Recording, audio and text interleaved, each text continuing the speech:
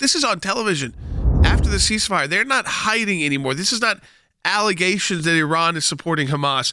This is the head of Hamas going on TV saying, thank you, Iran. الجمهورية الإسلامية في إيران الذين لم يبخلوا عن هذه المقاومة بالمال وبالسلاح وبالتقنيات. Hamas going out right on TV, the head of Hamas saying, thank you, Iran.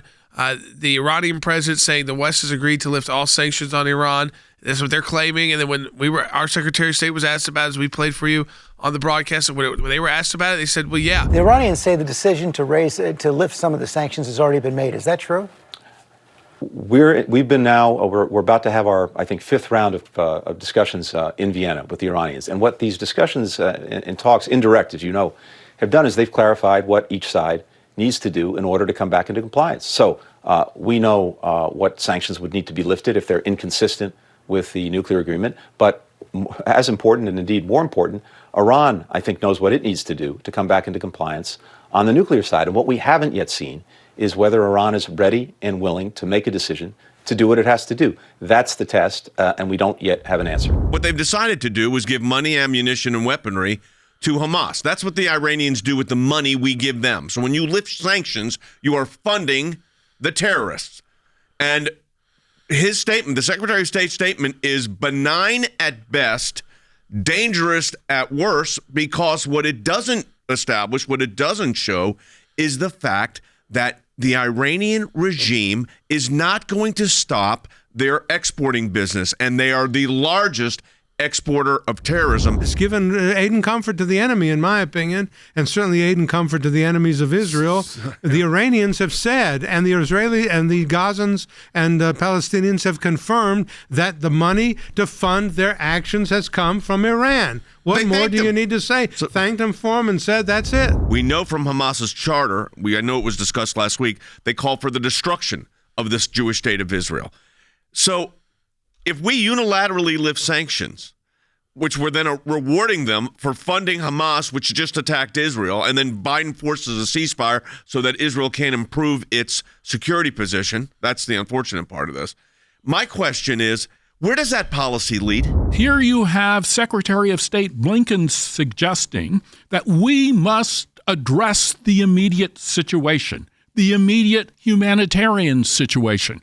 That is exactly backwards. The immediate situation, the immediate risk is to Israeli security. So why are we helping to fund rockets that are flying into Israel? That is the central question. Mike Pompeo just tweeted at our senior counsel that sanction relief is the equivalent of sending pallets of cash and giving Iran billions of dollars will only embolden more terrorism. This didn't work in 2015 and it won't work now. This is going to encourage not only the Palestinians, Hamas, Hezbollah, and others to come against Israel, in my view. It also is going to encourage the Iranians to challenge us more in the Persian Gulf.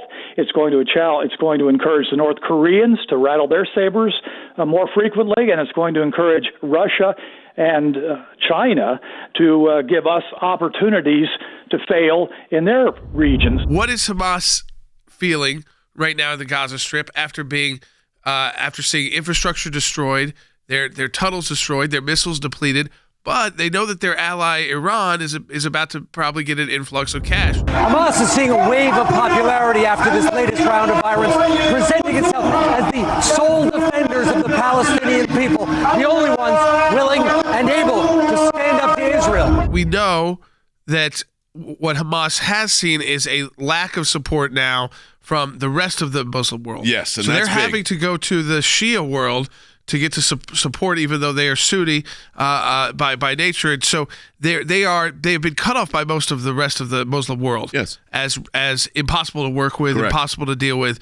But for Iran, they are another Hezbollah. The idea of giving Iran, Jordan, the Islamic Revolutionary Guard, billions of dollars just to get them to the table, it's outrageous. Into a deal that is not a real treaty. No. It does not allow our inspectors to go into the sites that you actually would need to inspect, like those linked to their military. The inspection rights end, I think, Thursday of this week. Yeah, I mean, it's absurd. And Iran knows it's an easy deal for them to manipulate, and they need the money so that they can continue to fund their activities like their support of Hamas, which they are not backing away from. They can go into a deal, and they are funding another terrorist group openly and publicly, and they're going to get a deal with the U.S. and the sanctions lift. And you tell me that elections don't have consequences.